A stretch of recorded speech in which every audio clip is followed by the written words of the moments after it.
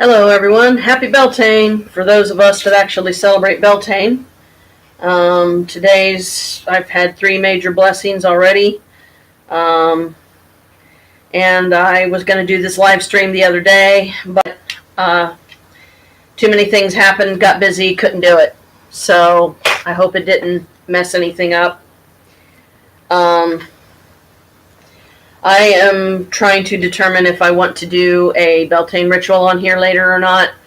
If I do, I will probably, if I can find a suitable place to set my camera so people can see me doing the ritual, then I'll live stream it that way. But I don't want my, back to the camera the entire time either. So I'll have to kind of play it by ear. But today, three blessings so far, and I'm just thankful for each one. And today is the marriage of the goddess and God.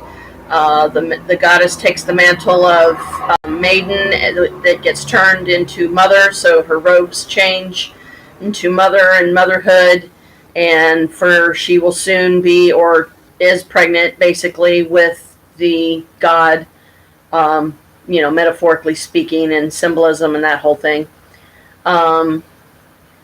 So, busy day already, past 3 days, actually. We've got even more running to do. And this is my signature hat that I think this is the first time I've actually worn it on here. So every item on here has a story. And I always ask people, pick one and I will tell you a story that goes with that particular thing. So it's like, in my own unique, creative way, I have little parts of history and happy times and happy occasions that was going on in my life that I wanted to share with the world. And maybe by seeing some of them and by sharing one of my stories, it will brighten someone's day. It will give someone the courage and strength to move on, to keep going, to never give up, keep trying, believe in yourself, love yourself, master yourself, which I am still currently working on. And heck, look at me, I'm 50 already, and I still haven't managed that one. But I feel like I'm getting closer. I don't want to really give specifics and say, oh, look at me, I'm just so special, I'm queen, bow and worship me. No. I am grateful for my accomplishments, and I have no problem being a leader for any out there that wishes such a thing. But I thought I would go ahead and do Chapter 2 of the Magickal retreat, because I only did Chapter 1 last time. And that way this won't be like an extremely short video and that whole thing. So, types of retreat, or every journey is a hero's journey. A hero ventures forth from the world of common day into a region of supernatural wonder. Fabulous forces are there encountered, and a decisive victory is won. The hero comes back from this mysterious adventure with the power to bestow boons on his fellow man. Joseph Campbell. As mentioned in Chapter 1, each unique retreat is a mini journey of sorts, and the hero's journey is an important model for this kind of experience. Why is this important? The hero's journey is filled with real metaphors that touch every human culture and every piece of mythos, past and present. By being aware of your connection to this magically infused history, you connect with both the timeless and the divine, making your retreat experience all the richer. Before we go further, let's take a quick look at a simplified structure of the hero's journey. Joseph Campbell, in his book, The Hero with 1,000 Faces, divides the full schema into 3 main sections and 17 separate components. I'm going to use J.R.R. Tolkien's Lord of the Rings as an example throughout to illustrate the points. In a book or film series, most magical folks are familiar with, and even if you're not, you'll be able to see a clear example of Campbell's model. This is my own summer interpretation of Campbell's work. The reader is referred to his works, particularly The Hero with 1,000 Faces.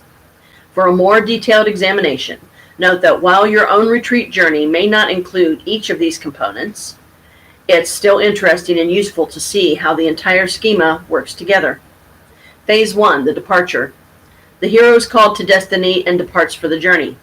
This is the phase of preparation in your retreat, the period in which you plan, make arrangements, and set out on the journey coincides with Campbell's departure phase. Phase 2, initiation. The hero is tested and succeeds. This is the action portion of the journey for you. The period in which you carry out your retreat and reap the benefits coincides with Campbell's initiation phase. Phase 3, the return. The hero returns and the quest, a rite of passage, is completed. In your case, the period after the retreat, in which your return to the mundane world.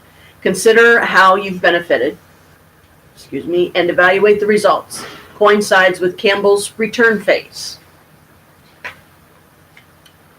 As I mentioned in Chapter 1, Campbell's work leans heavily on work done by psychiatrist Carl Jung, particularly with Jung's work in the collective unconscious, a belief that we are all linked across time by a cosmic thread of shared human experience, and that we're all born intuitively understanding these shared experiences.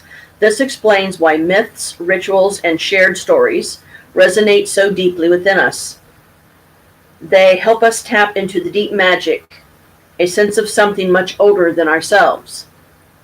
And they help us find our own places within those stories.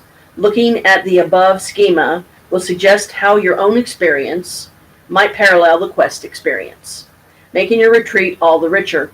You too will hear and answer the call.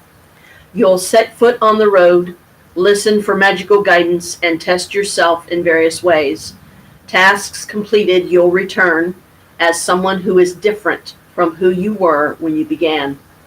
Campbell's idea may give you specific ideas for making your retreat even more special, and we'll talk more about this as we work through the steps to come. For now, let's consider a few possibilities for retreat. Seclusion. The simplest retreat of all is seclusion, and most retreats include some component of alone time or me time. To be secluded is to slip away, close oneself off from the mainstream, and settle into a private space. Time, schedules, and outside influences fade away. One of the seclusions many of us are familiar with is hot bath with lots of candles, a good book, and a locked door. Amen to that. Long walks may fill the bill for some people. Camping and remote vacations for others. The key seems to be finding a way to be truly alone. Free from schedules, demands, and interruptions. A weekend getaway to a secluded spot may be just what you need to hear your own inner voice. And while we're discussing it, I also believe that distancing oneself from electronic media, such as laptop, cell phone, and text messaging, is a vital aspect of seclusion for most people. This is something we'll talk more about later. Sanctuary, retirement, and haven. Do you feel like you're actively trying to escape or remove yourself from something or someone? Perhaps you aren't happy with your job. One of your coven mates is driving you nuts. You just ended a difficult relationship, or you're weary from the demands of your family. Even though you love them to death, the thing you may need most is to feel safe and untouchable. How can you craft a retreat that gives you this luxury? The ideas of sanctuary and haven lend themselves to works with magical separation, removal, boundary setting, bond cutting, and the like. These are also good choices if you're stepping down from a position of responsibility and looking for a meaningful transition. Hear, hear. Vigil, observance, and watch keeping. I was involved in a vigil once as part of my induction into a secret camping society. The vigil involved staying up through the night and maintaining a campfire under the open sky. As I sat by the fire, unseen voices from the trees around the fire would ask me questions, testing me. At dawn, I was welcomed into a new fold, gifted with a new name and a piece of regalia, and taken to enjoy a bounteous feast with the other members.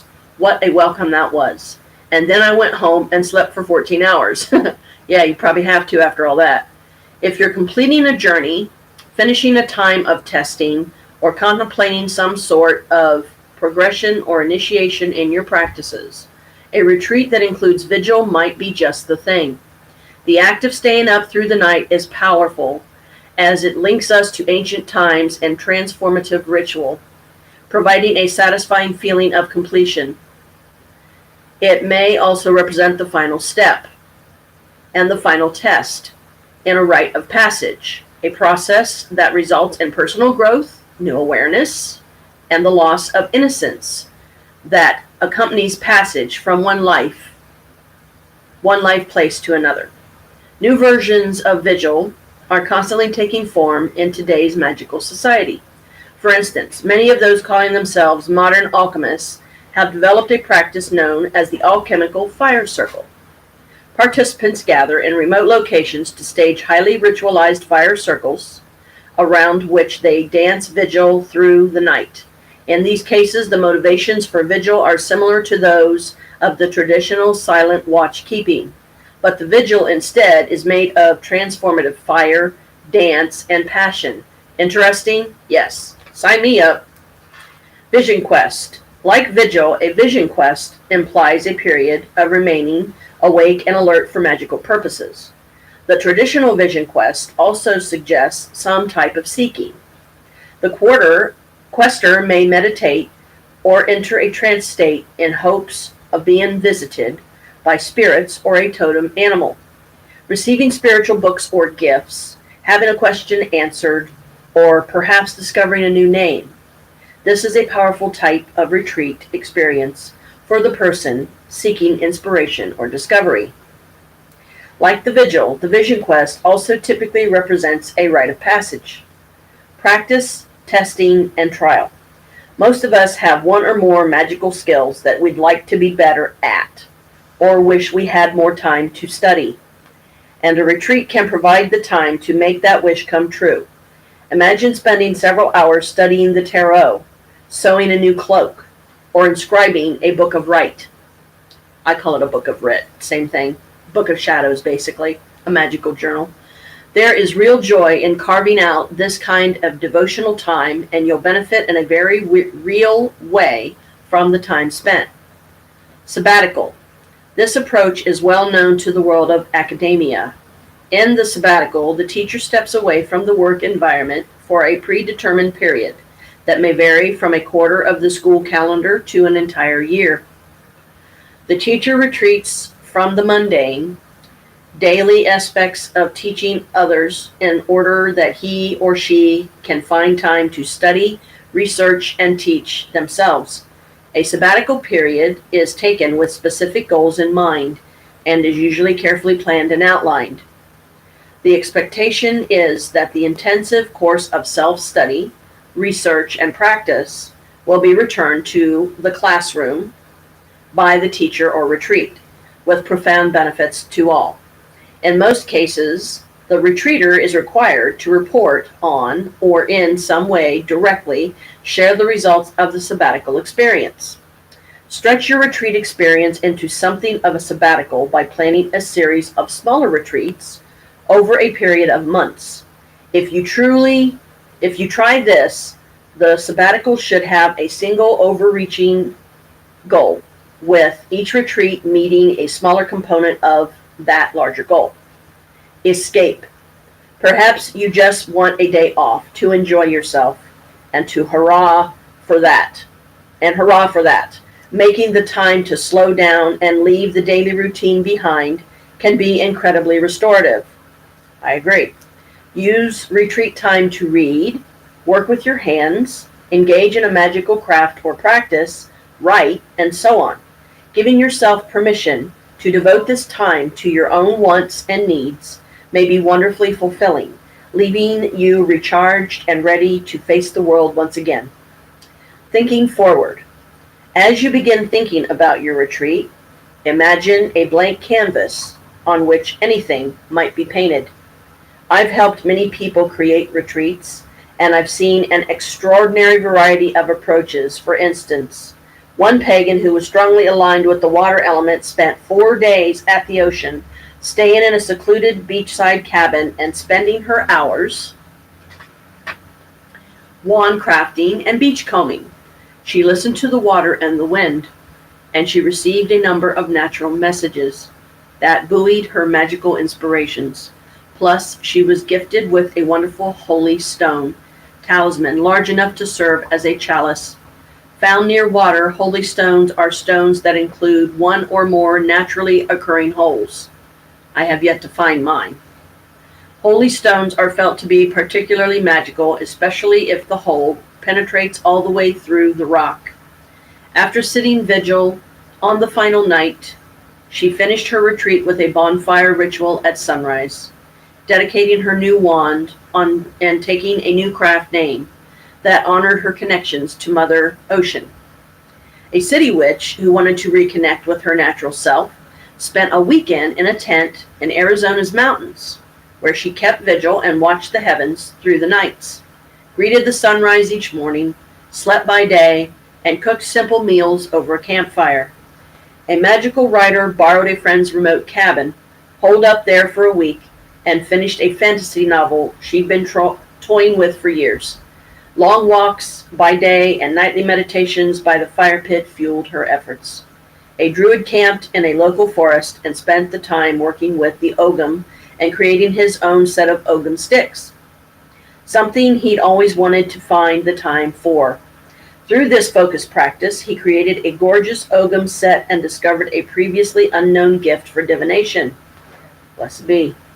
A cyber mage stayed overnight in a downtown hotel, creating a fully online ritual site in Second Life, while armed only with laptop, pizza, and endless supplies of sweetened, caffeinated soda.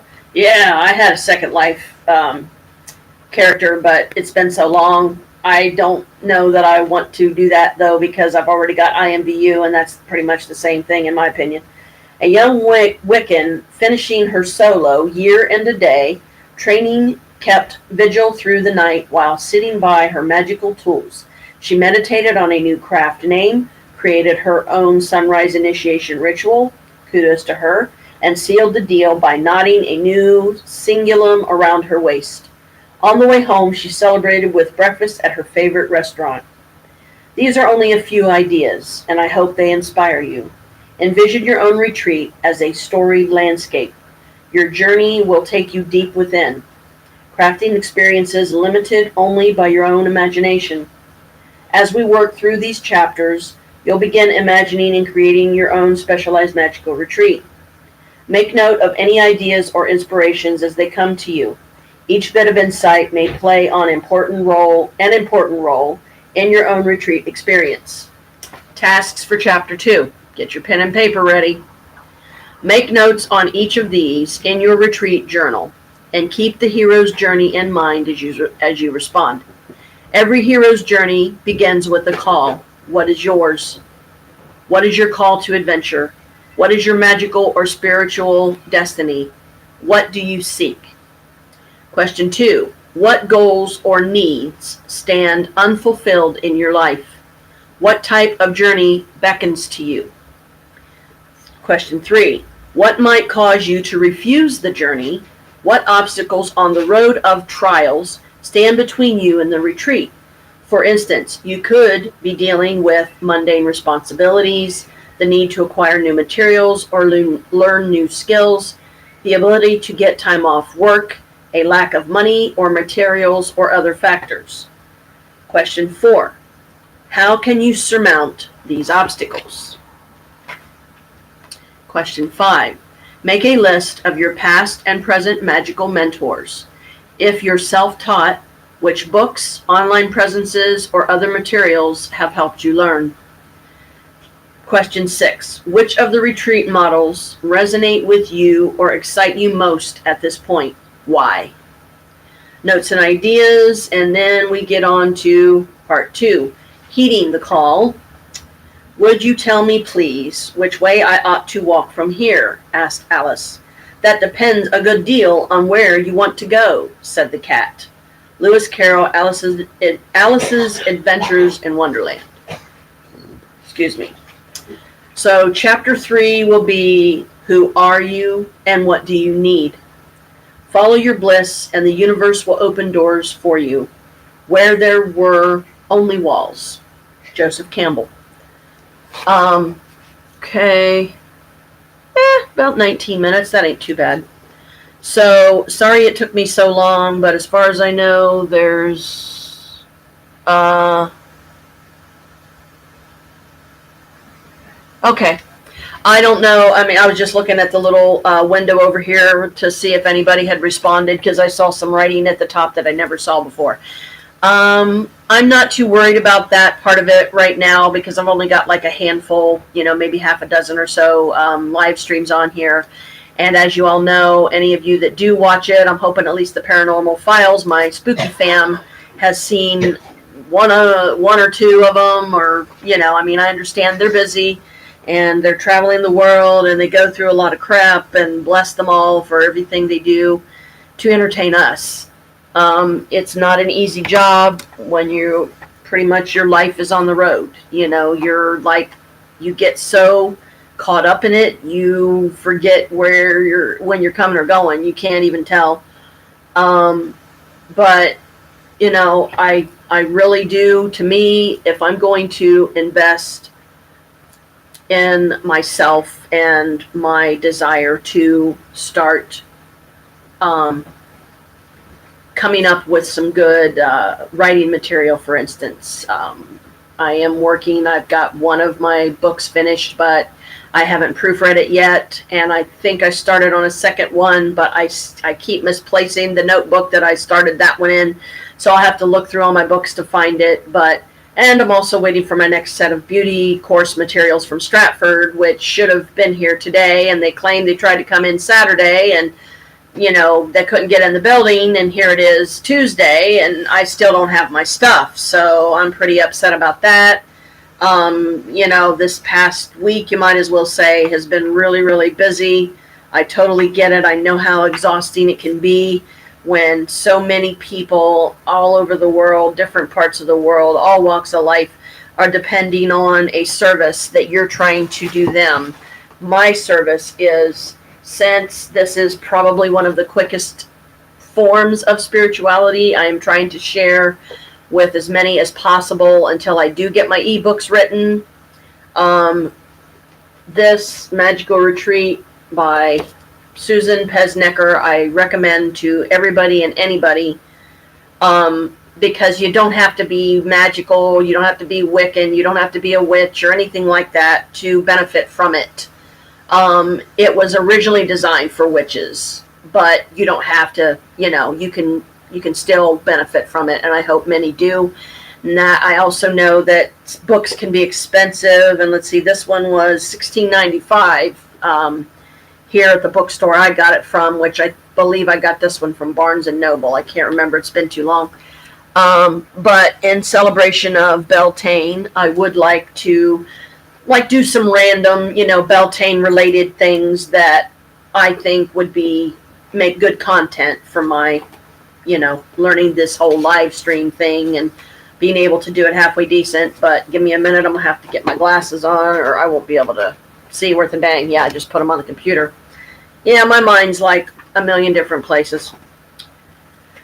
Okay, April 30th, Beltane Eve. This book is called The Real Witch's Year. So if you want to go by author, Kate West. She also has one called The Real Witch's Handbook, which I hope to find sometime in the future. I think I got this one from Half Price Books, and it was real cheap. And I like it because it's versatile, and you can use it year after year after year.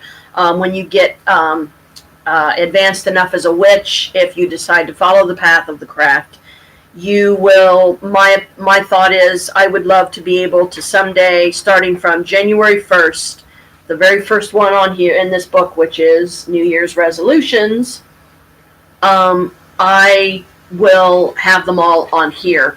But to save time and everything, I'm just going from, today and on. Anyway, Beltane Eve. Beltane is the major fertility festival in the Wheel of the Year, and there are many traditions associated with this. The goddess now changes her robes of maiden for those of the mother, and the god stands by her side as partner and consort. We celebrate the marriage of the goddess and the god for the fertility of all. Many witches also celebrate their own weddings, called handfastings, at Beltane. The change of the goddess from maiden to mother is echoed in many places by the selection of a May Queen. I will be my own May Queen. Beltane is also the festival of the solar god Bel, and in time past, the people would drive cattle between two fires to purify and protect them, and to induce fertility for the coming season. The people would jump the fires for fertility in their own lives. Just one of the ways of celebrating Beltane is to organize a fire ritual. Take 2 fireproof bowls or vessels with nightlights inside and place them close enough to make it interesting, but far enough apart to be safe. Loose or flowing clothes should be hitched up well out of the way. Organize a dance which takes each person around each fire in turn. As they circle the first fire, they should say something positive about themselves. And as they circle the second fire, they should say something about the season or the festival. Once everyone has circled both fires several times, I would say 3 would be good, they should then jump through the gap between them, making a wish for the coming season. If the fire remains lit, their wish will come true. But should their jump extinguish the flames, it will not. True love doesn't hold grudges. And another thing for today, in the spirit of Beltane, I want to show off my new goddess book that I just bought yesterday. It's called 365, A Daily Guide to the Magic and Inspiration of the Goddess by Patricia Telesco. I got it for $7.49 at Half Price Books. And this is Patricia. Real pretty lady. So I recommend it. Again, you don't have to be a witch to benefit from it, I don't think. Walpurgisnacht. I'm not sure if I'm saying that right. It's German. Walpurgisnacht. Geffen. It's Geffen is the name of the goddess for today, or Sefu. Themes: sun, winter, spring, protection, health, love, divination, magic, fertility, foresight, growth. All green or growing things. About Sefu, a goddess whose name means simply giver, like me. Geffen was regarded by the Norse Germanic people as a frolicsome, fertile figure and seeress who embodied the earth's greenery. Geffen brings this abundance to us today. Abundant well-being, abundant companionship, and abundant goddess-centered magic. To do today. This holiday originated with a German saint, Saint Walburga, who had curative powers and taught people how to banish curses. For our purposes, Geffen stands in, offering to heal the curse of a broken heart by filling our lives with love and hope-filled foresight. If someone has completely overlooked or trashed your feelings recently, ask Geffen for help in words that you find comfortable. She's waiting and willing to apply a spiritual salve to that wound. Also try the German custom of ringing bells and banging pots to frighten away any malicious or prankish magic, or the people who make it. Before your spring activities really start to rock and roll, make this as playful as possible to encourage Geffen's participation. Burning rosemary and juniper likewise cleanses the area. And if you can get either of these fresh, Geffen's presence lies within. The burning releases her energy. So a lot of witches go by, and I don't see anything wrong with this at all. They go by, they will celebrate Beltane on May 1st, or what's called May Eve. I have no problem with that, but I prefer to do it April 30th, which is from my book, Scott Cunningham's Solitary Wicca Practitioner Guide. To me, it was my first really significant magic book that started me on the path of witchcraft myself. And that ties in with my birthday, the Halloween or All Hallows Eve, or Samhain we call it. Some call it Samhain, but that's not the proper enunciation. The proper enunciation is Samhain. It's to Wiccans and a lot of witches, it is our New Year's Eve actually is midnight, October 31st. But that doesn't mean that we don't celebrate it on December 31st or May, whatever, January 1st, like everybody else. We do. At least I do. I can only truly speak for myself. But anyway, I'm just trying, something new. I'm trying something different, and to me, it's worth the $11.99 that is about to be charged to my card in a couple of days to keep my YouTube premium, because I like the universality of being able to use, have as many live streams, I guess, pretty much as I want. I don't want to be limited, because then that's going to mean more demands on my time and effort and energy when necessarily I can't give, because I may want to give a live stream that day, but I can't because I'm trying to do my studies, or I can't because I'm, having a busy day. I call it a runaround day, where you're running errands, you're paying bills, you're getting things that you need, cash items and, grocery and whatever. So today, in the celebration of Beltane, anybody that has a wedding on this day, it would be very blessed, or a hand fasting if you wanted to try it out. Hand fasting is just as legal a marriage to a Wiccan as a legal marriage for somebody that's a muggle, a non-magic folk or non-magic believer, or they don't practice the craft, and whatnot. So today I'm just kind of being a combination of my masculine and my feminine self, because my hair being as long as it is and everything, I kind of feel like the hippie, I can see me wearing a brightly colored bandana or something at some point. But I was born in '69, so I didn't even get to enjoy, which, according to people that have actually been there alive during that time, Woodstock. The way things were, the way people lived, all the diseases flying around, all the limitations of the medical field and practitioners at the time that had no idea what was going on when somebody was dying from AIDS because it hadn't been given a name yet, or what have you.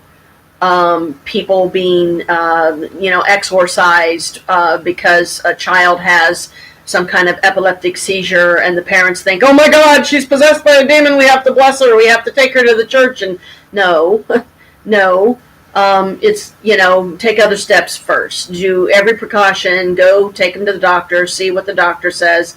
If the doctor starts going, I don't know, then yeah, okay, maybe if you feel the need to bring a religious priest or priestess into your home of some sort, to whatever your beliefs, to bless the home and, exorcise the demon, cast it out, as it were. I have had experience with demons. I know, I think he's called BL. He really likes me for some reason. I don't know why. I really have no need for any demons. I don't like particularly messing with them, and I certainly do not conjure, call, or manifest them. I certainly would not tell someone not to if they are experienced enough and they know what they're doing and they've studied demonology and the like. I have not. I only have my inner knowing of some things that I tried however many years ago that, hey, it worked, good for me. But I had help. I don't claim to be the miracle worker and, oh, look how powerful I am, I can do this all by myself. No, I don't have an ego, and not to me in that sense. I do love speaking about the craft. I do love teaching. I don't actually have a teacher's license or whatever it is you have to have. I don't even have a vendor's license yet. So I thought live streaming would be a way, once I can figure out, who do I actually want to send the thumbnails and the links. So, friends and family that I know are safe, no offense to anyone, that I can show these videos that aren't going to make fun of me, that aren't going to be haters, that aren't going to be criticizers and judgers and, cut me down and belittle me and whatever else, in a negative fashion. I'm just here to help. I am here to share my life experiences with others in a very unique Janet kind of way. My magic name that everybody knows me by, or anybody that knows me really. I don't use it unless I'm in like the company of witches and we're doing a Beltane ritual or a Yule ritual or Imbolc or one of those. But my actual title is Lady Bel Pan Ea. So I put them all together, Lady Bel Pan Ea. Bel, Pan, and Ea are three different god-goddess forms. Bel is actually a god-goddess form that is celebrated on this day of Beltane that I recognize because it's April 30th. However, that doesn't mean May 1st is not also Beltane, because it is. It's just, to me, I know it as May Eve. So, to each his own. Just whatever feels right, that's what you should do. Whatever spiritual path you feel yourself drawn to in this life, whether it be Buddha or Hinduism or Judaism or Catholicism or Baptist or any number of others, Methodist, whatever you feel is the most significant, what feels right in your heart of hearts. Don't do Wicca just because it sounds cool and you think you want to cast a spell on someone because they pissed you off. Don't do it. Trust me, I speak from experience. Don't do it. I have seen the damage that I can do when I use my magic negatively. When I cast a spell, I've actually hexed people before, and then once I got over my rage and calmed myself down, I undid it, or at least I hope I did. I mean, I never heard from the person again. I don't know if they're still living today or if they met some horrible fate. I certainly hope not, because the doll that I used to hex them, I destroyed. I totally broke it up and destroyed and asked that hex be released, because supposedly when you cast a hex on somebody, it is the largest belief that you cannot take it off. Hexes are unremovable. So I'm like, okay, maybe we better not do that then, huh? Okay, I've been 36 minutes into this. It's only like about 4:30 p.m. Eastern Standard Time. So it's pretty, it's still daylight out and everything. It's been like gloomy, rainy, day that I don't like going out and doing anything in. But, we had to do some running to, we had to get another router because our router died. There's like, what a time to die on Beltane when we need you the most. So I had to use my money from my check to get it, but my husband, Chris, is going to put it back on there tomorrow. He's going to put 50 on it or something, I think he said. So, and he'll pay the reload fee, so that way there will be enough on there still for the auto insurance when it's taken out on the 3rd. And then whatever's left after that, well, that's pretty much what I have for the month. And it's looking like I'll be lucky to have $42. Which is unfortunate, because right now I'm not getting any donations. I'm not asking for any unless somebody wants to donate. Then if you do, great. I appreciate it. Every little bit helps. I hope that I can reach a lot of people and help as many as I can. Share my journey with all of you that do end up viewing these and like them, and maybe subscribe, to my channel. Make it more worth it to me to keep paying that $11.99 plus tax or whatever it is a month to keep my premium YouTube, so I've got the endless live streams. I can't think of a safer way to do things at this point, because that's why you're always seeing the same background and whatnot, because I'm just sitting here in my living room, and my husband's nearby, so we have good firewalls up and everything, so it protects us from most like hackers that might try to hack into our system or what have you. But I guess for now I'll just say blessed be everyone. I hope that this was helpful. Sorry it took me so long to get chapter 2 on here from the Magickal Retreat. But hopefully chapter 3 won't be near as long. I mean, if I can, maybe in the celebration of May Eve tomorrow, I will try to get it on here. But I try to only do one each time, and I try not to talk too fast. I hope I'm doing okay there, so that you guys can hear and, write down any notes or whatever that might come to you while you're setting up your own retreat, or getting the information so you can give it to a friend and say, hey Bob, you've been really working hard, man. You've been busting your butt down at the docks or whatever job they're doing. Give yourself a break. And to me, that's what the Magickal Retreat is about. It's about taking time for you, because so many of us in the world today, we forget to do that. We lose sight of that. We get so caught up in pleasing everybody else and living to serve others. And that's not a bad thing or anything. But you still have to take me time. You still have to have solitude. I certainly do. I'm a Capricorn. It's our thing. We love our people, but when we don't want to socialize, please just be understanding and try not to be hurt or anything. We're not saying that you've done something wrong. We're not mad at you or anything like that. Just bear with us and, get to know us, and you will learn how we are, and then maybe it won't be so alarming for some. Because, I don't have like a fancy, expensive camera outfit or anything. I'm just using my laptop, like so many do. And I'm just, creating my own unique way of sharing with the world. Peace, everyone. Stay spooky, stay funny, stay happy, stay joyous, stay mindful of what you say, think, and feel, because a thought becomes a thing, and that thing can become a manifestation if you give it enough thought and energy and power and strength. So always try to do good. Good for yourself and good for others. Love and blessings to all. Bye for now. Happy Beltane. Thanks for watching. Smash that like button, subscribe, hit the icon, the bell icon, so you'll know when my new videos come up, because at this point I really have no idea how often I'm going to be able to live stream. I can't say Tuesday and Friday of every week because I don't know. I will try to come up with some kind of a more solid schedule for everybody to go by when I get my next set of study materials and at least get my first exam done, because that's a major, major thing right now. Cosmetology has always been my dream, and, I'm finally doing something about it. Peace.